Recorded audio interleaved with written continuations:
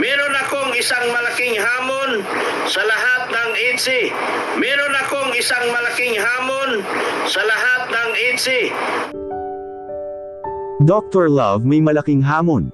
At sa wakas tuloy na bukas ang lakad. Sino-sino makakasama? Isang mapagpalang araw sa inyong lahat mga kalingap, sanay hindi niyo po makalimutan na mag-like sa video na ito. At paunawa tapusin muna ang kabuuhan ng video na ito mga kalingap at para malaman ang nilalaman nito. At maraming salamat po mga kalingap sa pagpatuloy na pagsuporta lalo na kay Kuya Val Santos Matubang at kay Ate Edna Vlogs at Kalingap Rab, salamat po. Wow, ang lakad bukas tuloy na. Sino-sino ang makakasama? At Dr. Love may malaking hamon para sa mga ka-EDSI. Pero bago yun mga kalingap ay pag-usapan muna natin mga kalingap ang mga ilang mangyayari bukas mga kalingap. At ayun na nga mga kalingap, ngayong paparating na linggo ay sunod-sunod talaga ang mga gagawin ng EDSI community. Bukas ay sa pinsan ni VNC mga kalingap at nagpaabot tulong si Sir Leo D para pampakain nila sa isang restaurant at eat all you can pa ito mga kalingap. Naipagsabi ni Dr. Love na kina VNC naman ay sa araw ng Sabado rin sa kanilang bahay na naman ang pagpapakain ni Sir Leo D.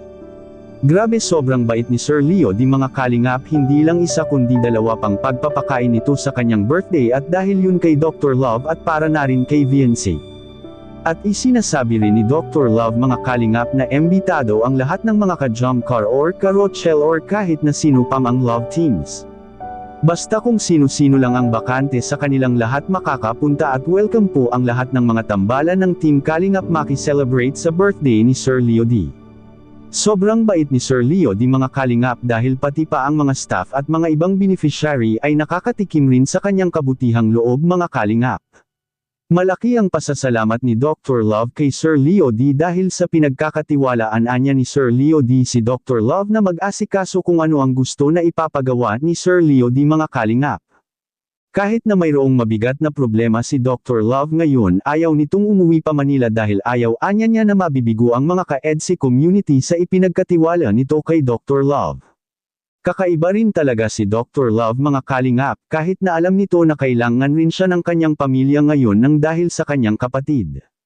Ay hindi pa rin ito kayang iwan ang mga trabaho niya para sa buong EDSI community. Siya kasi ang pinagkakatiwalaan na mag-organize sa pagpapakain ni Sir Leo D para sa Team Kalingap at mga kapitbahay ni VNC.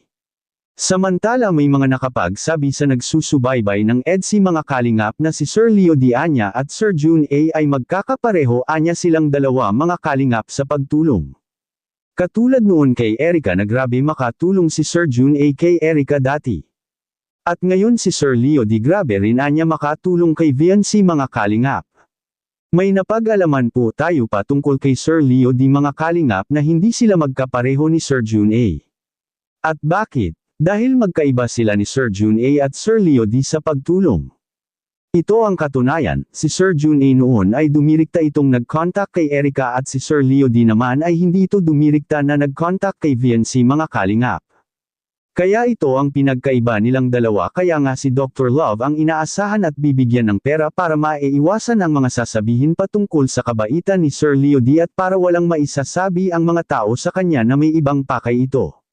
Ang hangarin lang ni Sir Leo D mga kalingap ay ang makatulong kina VNC at sa mga taong nangangailangan at hanggang doon lang yun mga kalingap, wala nang iba pa, hindi katulad kina Erica dati na sila talaga mismo ang gustong makipag-contact sa sponsors nila at ang nangyari ay may personal na nga sa kanilang nangyayari mga kalingap at naging sanhi sa pag-alis ni Erica mula sa Team Kalingap, at sa kabilang dako naman Dr. Love may malaking hamon.